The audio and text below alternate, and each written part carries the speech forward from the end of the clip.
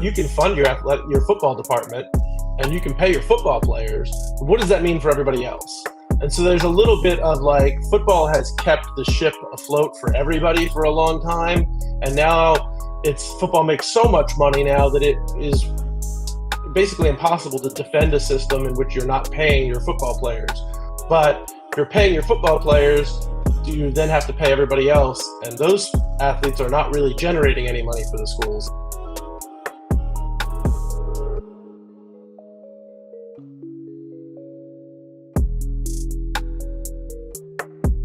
What's up, everybody? Here with Off the Field with Isaiah Robinson. We got a special one for you guys today. David Hale, writer for Espn for 12 years. So you've been doing this for a long time, huh? It's been a minute. It feels some days it feels like it's been 100 years. Some days it feels like it went by like nothing. So that's the joy of doing things that are both exhausting and rewarding at the same time. Right. So we actually met at the coaches convention where there was all coaches from Little League to college. You had coaches like Ryan Day, Jay Norville, Sonny Dykes. Went there to interview them. So let's talk about the world of journalism. Like, how do you even come up with your questions? The world want to know, is it your questions, ESPN questions? A little bit of both. I mean, the questions are pretty much always mine. The story ideas are a little bit of both. My job is probably different than other jobs too. I mean, it sort of depends what you're doing. What I do is sort of more of a national beat. So I cover mostly college football. I do a little college basketball and baseball as well, but mostly college football. So I'm kind of covering all the issues that are facing college football. So I might, at one point be writing, about a specific coach or a specific team or a specific player, but I'm also following the larger issues: NIL, transfer portal, realignment. All of that stuff is within my purview as well. So going to something like the coaches convention is a great opportunity for me. I didn't really go there with a story in mind or questions in mind. I just kind of went there with an opportunity to sort of see guys that I haven't seen necessarily in a while and be able to have some conversations and get some feedback about, what are you guys dealing with on a day in and day out basis? What are the problems that you see? What are the stories that maybe we aren't talking enough about? And for me, it was almost more background and trying to get information so that I could do stories down the road and I know the right questions to ask down the road. But, the day in and day out could be immensely different every day. That's sort of one of the things I like about it. It's not the same thing every day, day after day, asking the same questions, writing the same stories. There's always something new, particularly in this sport lately. So what are the recurring things that you're seeing right now today in the sports lately, like the recurring issues? Yeah, I mean, part of it is, there was, you go back 4 or 5 years and college football was a much different animal, but just because you didn't have the portal, you didn't have NIL, there was a lot of, the players were sort of held very close to the vest. There was not a lot of freedom or empowerment for the athletes themselves, which I think all of us saw as a major problem and red flag and something that needed to be fixed. Well, what happened is they didn't exactly fix it. They just kind of got rid of most of the rules. And so now you have this sort of free-for-all. And in some ways, that's been very beneficial for the players. I mean, certainly there's a lot more money coming in and going directly to the athletes themselves, which I think is a good thing. And it provides them with the same type of freedom that every other athlete, every other student on a campus has, in which that they want to go somewhere else and go to a different school, they can transfer and nobody's stopping them. Which I think is, all of those things are a net good, but it comes with like real problems. And I think in terms of, from a coach or an athletic department's point of view, like how you're raising the money to fund all of this is difficult because it's not being paid for directly from the school. It's being paid for by donors to a collective that then pays the players, which is a weird and dangerous thing. We've seen a few schools, Tennessee and Florida State and Florida, recently get in some trouble over that.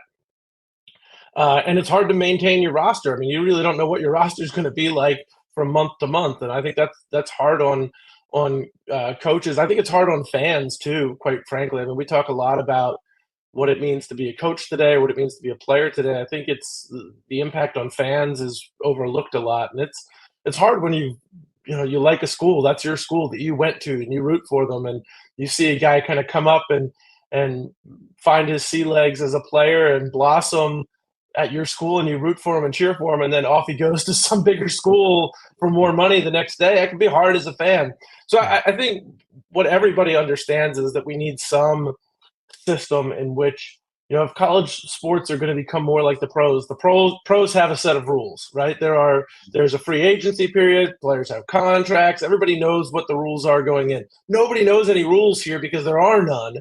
But the problem is, until the powers that be in college sports are willing to acknowledge that the athletes are employees, or something akin to that, the court system is going to keep telling them you can't make rules.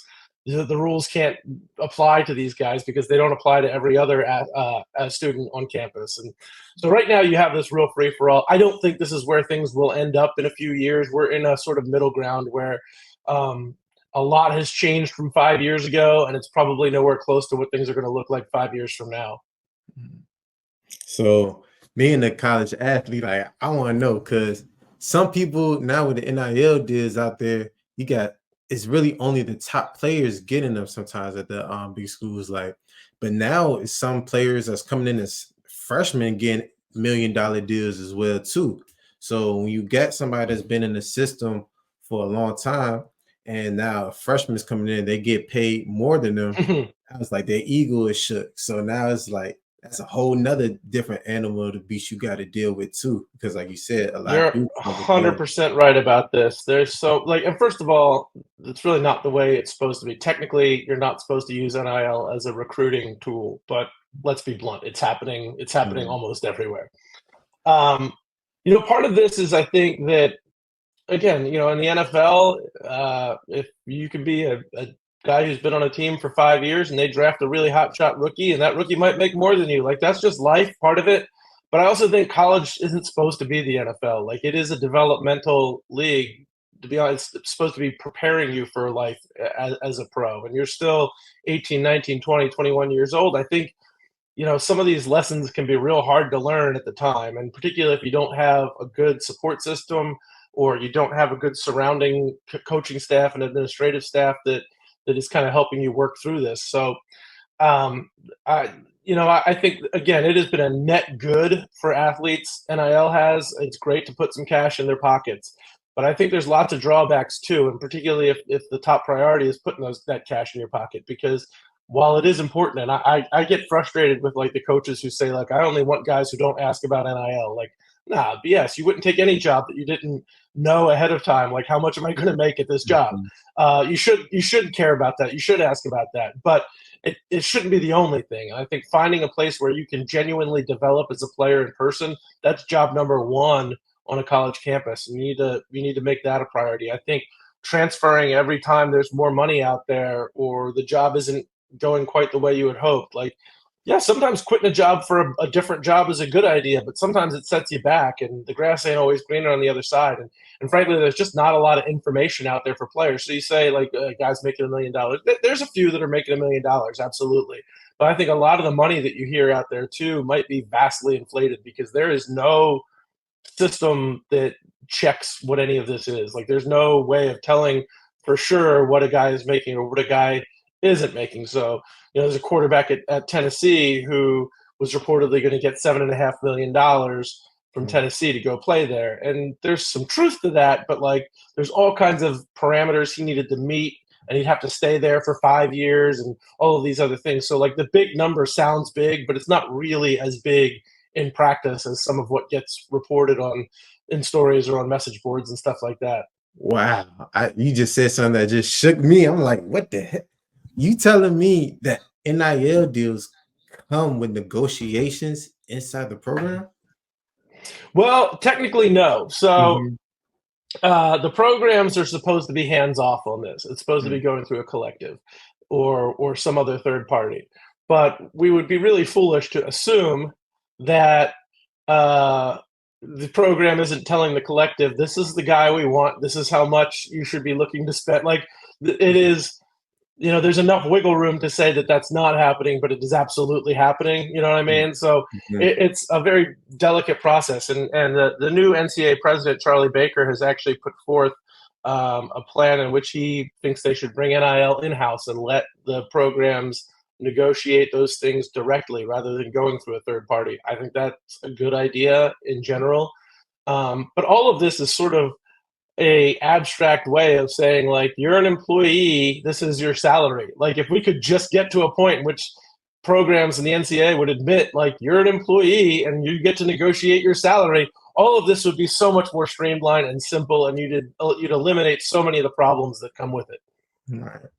So let's talk about the stories that don't even make the post of ESPN. Do all your stories make the post? Do some things get cut out? As me, like, as a viewer, I feel like certain things not real, certain things are real. I just don't know. You can be misled. So how is the back end on that?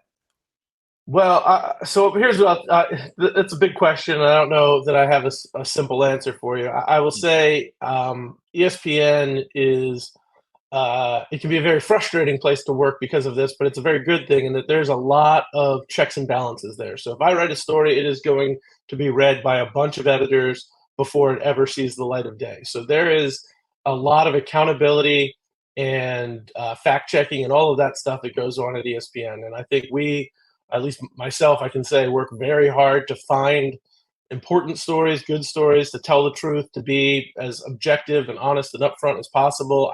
I genuinely care about the coaches and players and people that I write about. I don't want to, there's some guys who do bad things and you've got to write that story, right? But I think by and large, like, I'm rooting for guys. I don't want to see bad things happen to people. So, that's my general approach. But the media in this day and age, it's an ugly place. There's a lot of bad ownership. There's a lot of trying to put out as much content as cheaply as you can, and so there's no checks and balances. It is a little bit about, like, I think just you as a consumer have to be very guarded and careful in what you consume. And this is true not just of sports stories, it's everything. You can get on YouTube or get on Twitter or get on TikTok and find any number of ridiculous things that aren't real. The way that AI works right now, I've just scrolled through TikTok the other day and you see all these, like, videos that AI generated videos that aren't real. And it's like, you can kind of tell now what's real and what's not, but, like, in 2 years, are we going to be able to tell the difference? I don't know. So I think it's the onus is so much more on the consumer now to be careful and cautious about what it is they're consuming, and consume it with a certain amount of skepticism that, like, hey, what I just read or see, is that real?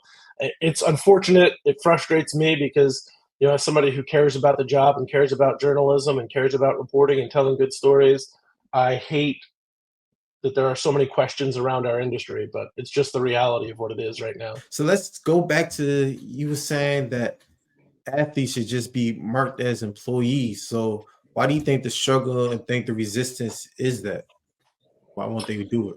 Part of it is just this sort of old school mentality. College football is not a sport that likes to adapt quickly. And so I think there's a lot of people who said, no, they've never been employees, so why would we do that now? And I don't think they see the writing on the wall. So there's a little bit of just stubbornness. It's, a lot of it is money. And here's the other problem that I think it gets talked about. I don't know if it gets talked about the right ways, but there's a lot of truth to it, is that football generates money most places, or a lot of places. Men's basketball and a little bit of women's basketball generate money. At some places you might have, like, Nebraska volleyball generates money. But most sports at the college level do not generate money. And so the problem is, you look at something like college football at Alabama generates hundreds and hundreds of dollars of revenue. Every other sport at Alabama generates basically nothing or loses money. So if we decide that athletes are employees and you have to pay them, what does that mean? You can fund your football department and you can pay your football players. What does that mean for everybody else? And so there's a little bit of, like, football has kept the ship afloat for everybody for a long time. And now football makes so much money now that it is basically impossible to defend a system in which you're not paying your football players.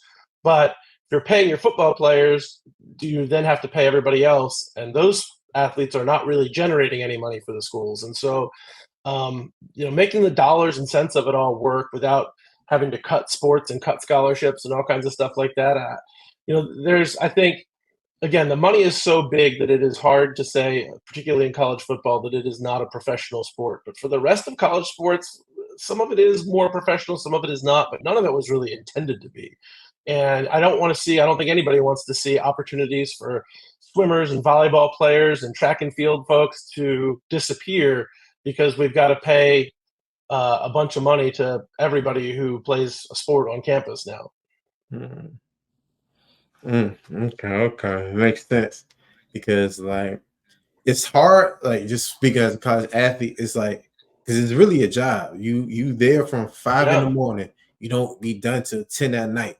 So it's like they require you more as an athlete than they do as a job, right? And then you got to juggle school on your own hand too. So it's like it's hard to call it not a job. It's really hard to call Right. it. And it's not like you can go out and get a part-time job working at McDonald's or Mhm. something like that to fund, give you a little scratch on the side because, as you say, it takes up all of your time.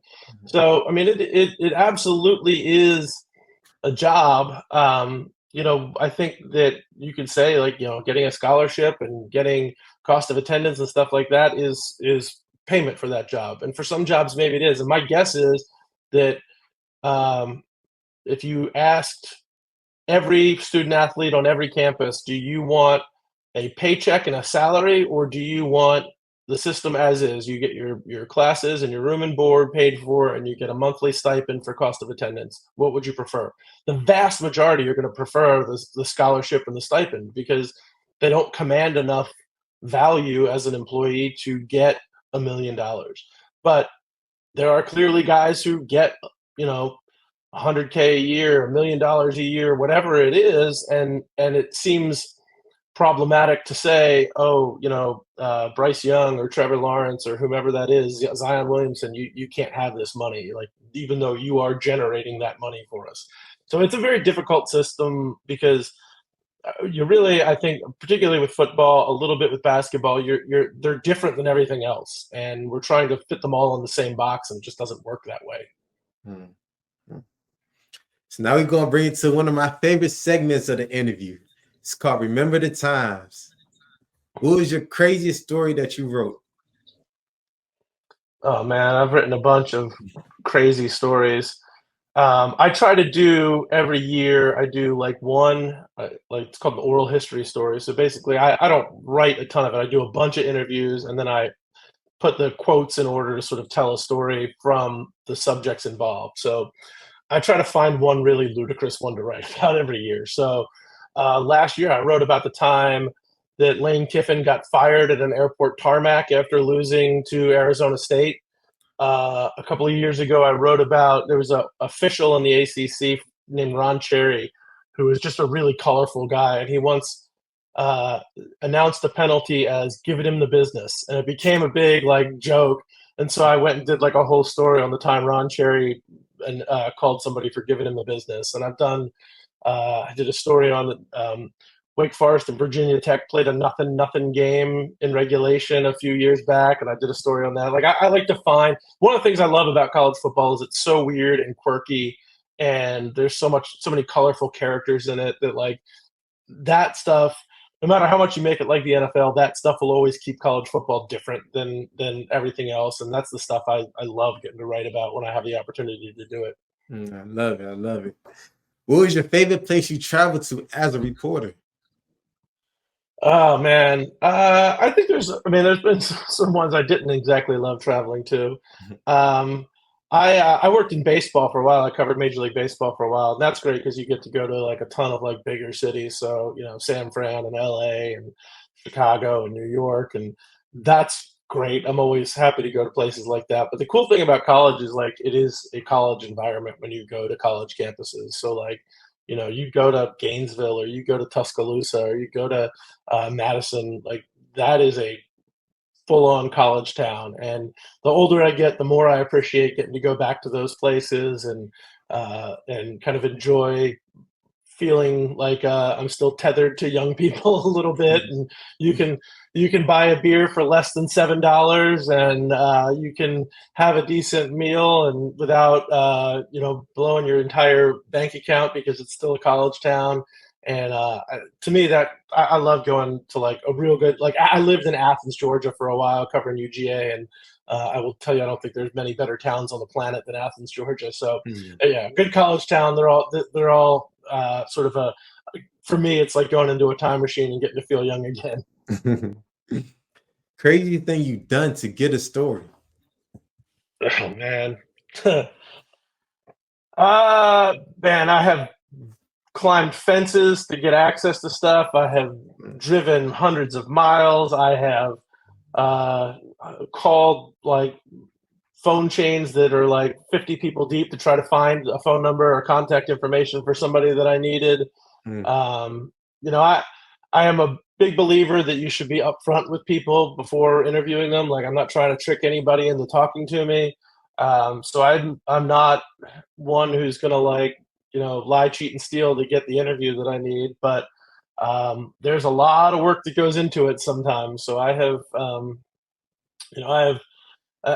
had definitely like days where it's you're like how the hell did I get into like this random town in Kansas? Like what series of events brought me here? But like it's where you got to go to get a story. So I mean I've sat through court cases and I've uh, it's fun. Like there's just like I'll be on the phone with somebody and be like, how did I end up talking to this person? Like what chain of events got me to this? But that's sort of the fun of doing it. You pull on a thread and you're never quite sure where it's going to lead you. Wow, that's amazing. Hold on, you went through you sat through court cases? Like you gotta elaborate Oh these man, stories, man. That's yeah, crazy. I've done. This is the thing about, especially at the college level, you cover sports. Like you're covering sports, but you're also doing like economics and politics and the law and science. And I mean everything. I've done stories on you know, uh, like they use those what are the catapult machines that like measure your body metrics throughout. Like I did that story Mhm.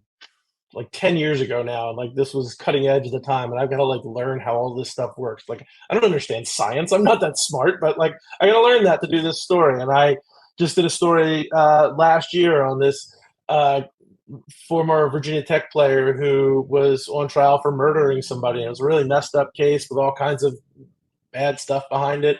And I had to go through this whole legal process to be able to tell the story fully. And again, you look at like all the stuff that's going on with NIL and the transfer portal. Like college administrators are going to DC to testify before Congress like regularly, and I've got to be able to be on top of that and talk to congressmen and senators. And like that's I didn't get into covering sports expecting to do any of this stuff. But the I think the funny thing is, and I'm sure as a former student athlete and a guy who knows a lot of people and is in this industry, like it's college sports is in many ways just a reflection of the real world. Like you're a real person who's dealing with all the same real world stuff as everybody else. You just happen to play a sport too, and so covering it's the same way. You're covering the sport, but there's everything else is around it too.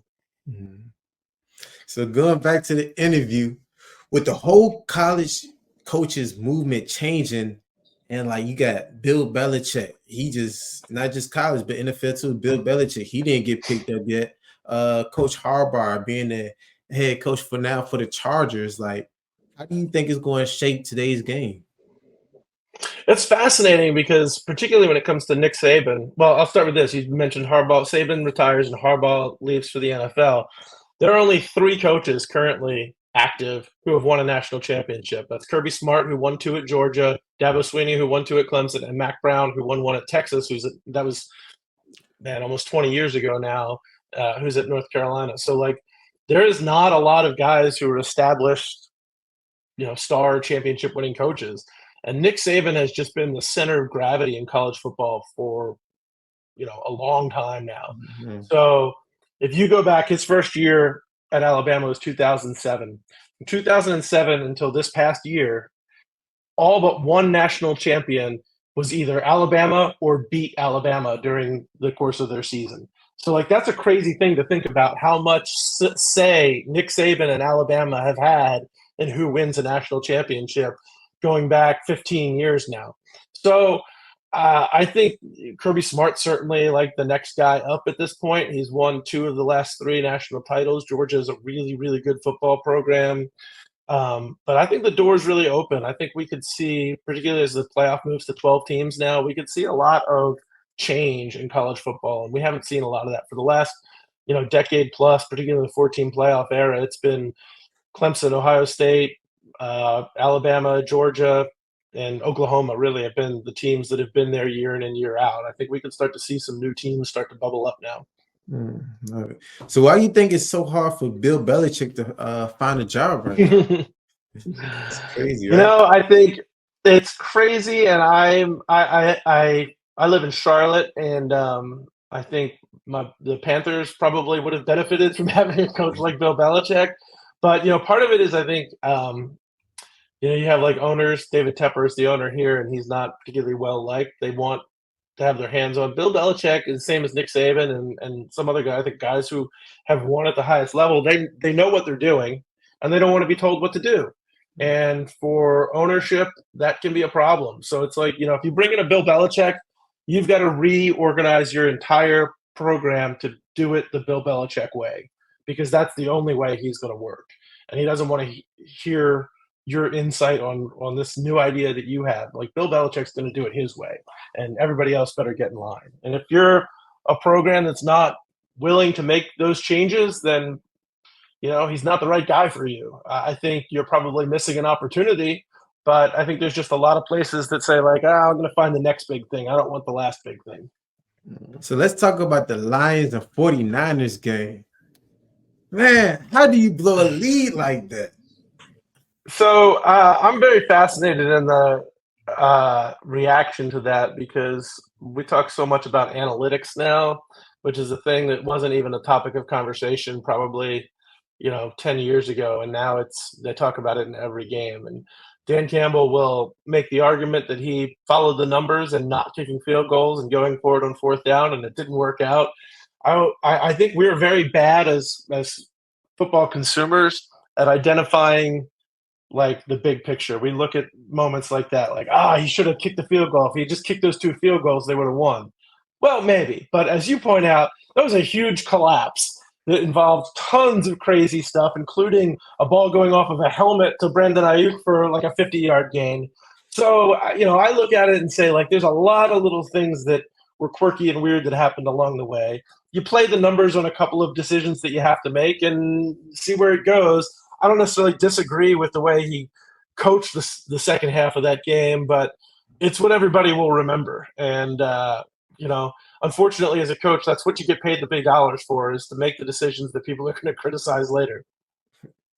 So just watching that game and then watching the Ravens and Chiefs games, it made me feel like the NFL is rigged a little bit. But playing it, like, I don't know what to call it, because Taylor Swift, I just realized she generated a whopping $330 million just for the NFL with being Travis Kelce. Like, I was just analyzing these games. I'm like, okay, Lamar missed some throws, but it was also some bad calls here by the ref. And it's like, I don't know if it's rigged from the player standpoint or it's just the refs in the upper hand. So I'm not a conspiracy. I'm not a conspiracy theory believer. I don't think there's anything to that. I think it's just like, and this, like, there's just so much going on a football field. It's real hard. Like, even if you tried to rig a game, I'm not sure how successful you would be at it, because there's so many variables. Officials make bad calls. There's no doubt about that. I think, what you can kind of call rigged can sometimes be, hey, coaches meet with the officials before the game, and a coach says like, hey, this team that we're playing does this a whole bunch. I need you to keep your eye out for that. That's not really rigging anything, as it is like setting the focus for officials, so that they're looking for something maybe more than they would have been otherwise. I think that stuff happens for sure.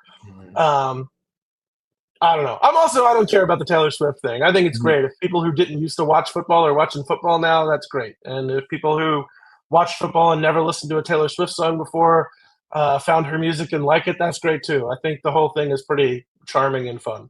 And I'm like, I'm not a Taylor Swift fan either, but all I'm hearing after the game, Taylor Swift, Taylor Swift, Taylor Swift. I'm I like, know. yeah, y'all even watch the I'm not a game? fan, and I could not have told you a single Taylor Swift song until like 2 years ago. But I got two little girls now, and so Taylor Swift is now a regular part of our radio rotation. I have no choice in that matter. Love it. So players might not renew their contract this year, like Chase Young, Russell Wilson. They're saying Chase is taking plays off. But how much is that if they don't want to renew his contract? Like, is it more of a business or is it more of a they don't want to pay him type thing? What do you think? But this is, the reality of is it is a business, and you're curating your value one way or another. You might take some plays off because you don't think they're paying you properly, or you might, I don't know. Everybody's different. I think everybody's different. And there's guys who are going to go 100% every play, no matter what. I don't, so in college football, this is a big conversation right now about the guys who opt out of playing in bowl games. And, the bowl games don't matter anymore. And so guys aren't going to, why would they risk getting hurt to go play in a bowl game? I see both sides of it, right? Like if you've got NFL potential and you've already got a, bunch of game tape to show the scouts, and you don't want to risk getting, tearing an ACL and screwing up your draft stock, like, yeah, I totally get why you wouldn't go play in a bowl game. On the other hand, like, just a big believer, like, you sign up to be a part of a team, and it's not really about the salary that you make. Like, you owe it to everybody else that laces up their cleats to walk out on the field with you when you go play. And so, um, I think this is not to be like, political or anything here, but I think this is inherently the debate that we have about almost every subject is, do you look out for yourself or do you look out for the greater good? And I think in sports, there was always the thought that, like, you do what's best for the team no matter what. And I think a lot of guys have probably gotten screwed because they followed that advice and didn't look out for number one first. Hmm. I sort of, again, I see both sides of it. I hate I hate seeing guys opt out of a bowl game or, announce they're going to transfer in the middle of the season because they aren't happy or whatever. Because I want to see the team go out and play as the team. On the other hand, like, when there's millions of dollars at stake, who am I to tell you that you've got to go play in a football game that doesn't mean anything for you or your career, and put that money at risk just because your team's going to play in that? It's a difficult thing. But what about since somebody working their whole life to try to get to that NFL, right? And they sell people may be in bowl games and things like that. Because Kyrie Jackson, cornerback for Oregon, I seen he opted out the bowl game, but it's just like his whole journey. He transferred, he came from JUCO, then went to Alabama, then ended up going to Oregon. So his whole life is like he's been playing with a team, but football sometimes don't love you back, right? So what happens if Yeah. you're working that whole life for that one spot and then you get hurt and just football didn't love you back at that moment? Yeah. No, I mean, there are so many stories that I could tell you about guys who, like, right place, right time, got the opportunity, and everything kind of blossomed from there. And then there's so many guys, probably many, many, many more guys who, things just the stars didn't align. And it's funny because I think a lot of guys, if particularly if you're really good coming up, like, everybody knows you're a good player coming into high school and you're a 4 or 5 star recruit, and everybody's talking about you coming into college, like, it's easy to sort of start thinking you're owed the next thing. Um, but man, I'm reminded again and again and again of how quickly it all can disappear. One of the teams I spent a lot of time covering this past year was Florida State, and Jordan Travis, the quarterback there, his story is a remarkable one. I mean, he was a guy who was ready to quit football because so many people had told him he couldn't make it, he couldn't do it, he wasn't good enough. Mm. And then he has Florida State undefeated, and he's in the Heisman mix. And he goes out there against North Alabama, to a game that really meant nothing, that Florida State could have trotted out their third stringers and won that game. And he breaks his ankle. And that's the end of his season, hurts his draft stock, kept Florida State out of the playoff, this whole thing. Like, man, it's not fair. It sucks for him. I hate it. In fact, there's very few guys who truly deserved a better ending than he did. Mm. And that's, it's life. That's one of the things that Mike Norvell's tried to tell his guys in the aftermath of that is, like, all of this sucks. All of this is really hard to deal with, but You get older and you go through more of life, and you realize like it isn't always fair, and you're going to deal with stuff that isn't great. So appreciate the moments when they work themselves out and you get the opportunity, and get stronger from the things like what happened to Jordan Travis, and hopefully you have a little more resolve the next time something bad happens. Right. So, like you said, life after sports. Do you think college players are prepared for life after football? What have you seen in the Um, yeah, I mean, again, that's a difficult question to answer universally. I think the guys who want to be have a better opportunity to be prepared now than ever before. So, I'm around Clemson a whole bunch, and that is a program that absolutely does things the right way. They have a whole separate program called the Paul Journey program, where they set athletes up with internship opportunities. I did a story on one guy who like created his own nonprofit and charity. They go out and do a bunch of stuff in the community. I mean, it's like, they take classes on how to manage your finances and all of this stuff. Like the opportunities are there, but it's very much like the old, you can lead a horse to water, but you can't make him drink. Like guys have to want to be bought in. They have to want to learn these things. And I think, um, I just particularly in an era of NIL where they have more money coming in than ever before. Like I've talked to guys when NIL first launched, who were saying like I got teammates who are getting NIL checks and they don't even have a checking account to deposit the check. Like Mhm. there's a lot that needs to be learned, and the good programs are providing more opportunities than ever for athletes to learn this stuff. Um, I don't know how many programs nationally are doing that. It's more than before. It's probably not enough. Um, but again, it all comes down to the athletes should be demanding the opportunity to learn this stuff, and then they should be availing themselves of that opportunity when it's there. Right. That's actually why I started off the field financial services, because athletes are getting these types of monies and they're not going to learn about finances in college. So I actually have a financial services company, and what I'm starting to do is go to colleges and actually talk to these athletes and talk to these coaches too, because some of them don't know about money as well and how to invest their Yeah, money properly so they can't take a loss.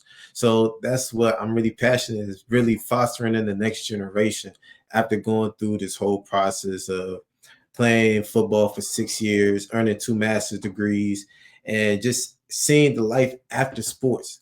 And nobody, I got a couple people that taught me, but they haven't been in my shoes. So being in the yeah. person's shoes and just understanding it is definitely, I love it. And I wouldn't trade it for Man, anything. I think that's so great, and you bring up a really great point about like it's one thing to sit here and like I can explain to you what a 401k is, and how the stock market works, but I ain't been in your shoes, and I don't know like I don't know what your family's needs are right now, and I know so many players who like their NIL checks are basically going right back home to help mom pay rent and stuff like Mm, that. Um, there is the experience for college athletes is different among it's different from everybody else, and it's different even among themselves. So what one guy's experience is not the same as others, and so I don't know that there's like this universal uh, thing that you can say like do this and you'll be okay. It doesn't work that way, and there's challenges from not having enough to you got a whole bunch, and you got a whole bunch of people coming after you asking for a handout too.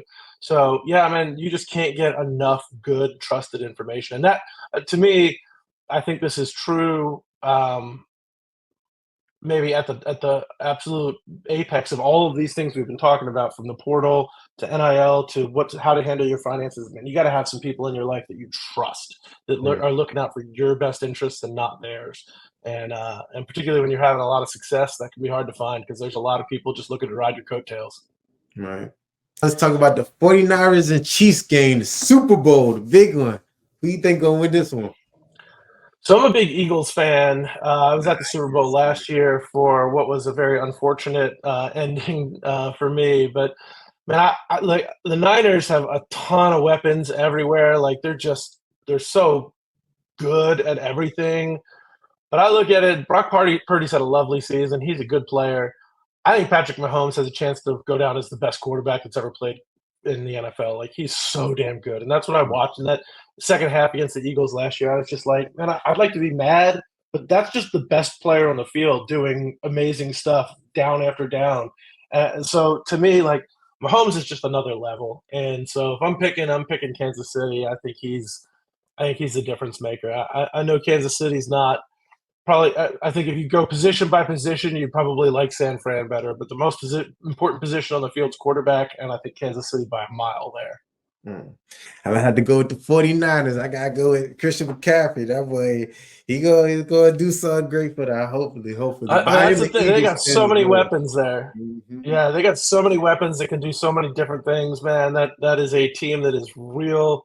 I mean, look, Green Bay and Detroit basically had them on the ropes and couldn't Mhm. get it done. So Right. it's just like even when everything's going your way, the 49ers still find a way to beat you.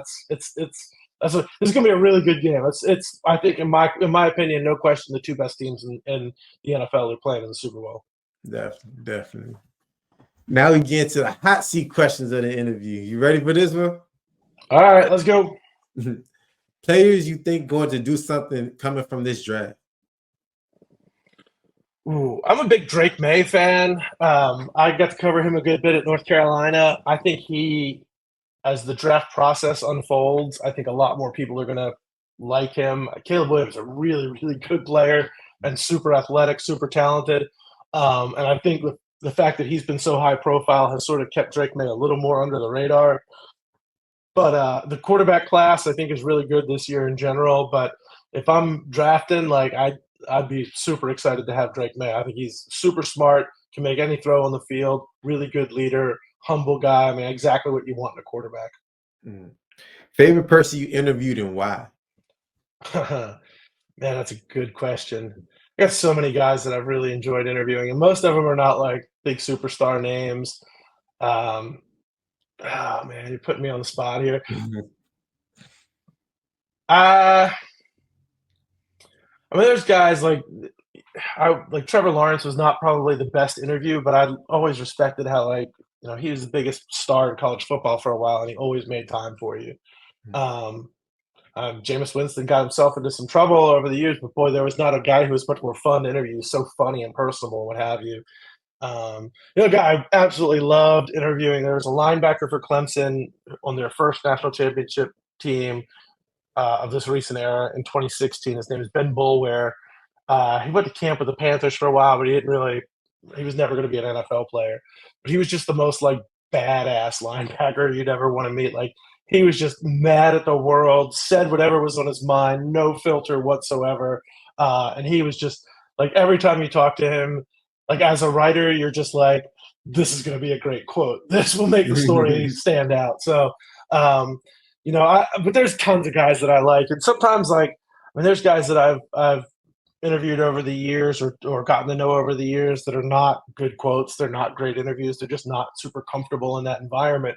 But you kind of get to know them as players or people a little bit more, and you realize this is good. This good person with a good story behind them. They're just not, they're not the most like camera ready. Lamar Jackson's a guy like that. Like Lamar is awesome. Like he is such a smart, sharp, thoughtful, like family oriented, funny guy. But he just does not really. He's never been super comfortable being in the spotlight, being in front of the cameras, and so sometimes it's harder. You got to dig a little further to find the real person underneath because they're not just showing up and putting on a show for you. But Lamar is one of those guys that always sticks with me. Like I wish more people got to know Lamar better because he's a really cool person to talk to if you can get him to kind of get comfortable and open up with you a little bit.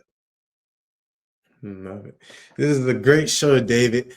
Thank you for everything. Anything you want to say to your fans and supporters out there? No, man, I appreciate you having me on. I think you mentioned like taking media seriously and how to know where to find it. Like that's the biggest thing for me, man. And the advice I'd give to the athletes too that you talk to, like learn who you can trust. And not everybody's going to have to say good things about you all the time, but that doesn't. If they're honest and truthful, like those are the people you don't want. Always the guys that are the media guys that are just blowing smoke up your ass. Like find some guys that will be blunt and honest with you, and but will also like are looking out for your best interests too. There's a lot of good people in this business, and there's a lot of bad ones, unfortunately. And I think as if you're a consumer of media, or if you're on the other end and you're the subject of a story, man, like learn the difference between the two. I hope that they don't lump us all into the same category. You got to learn who's good at their job and learn who's not.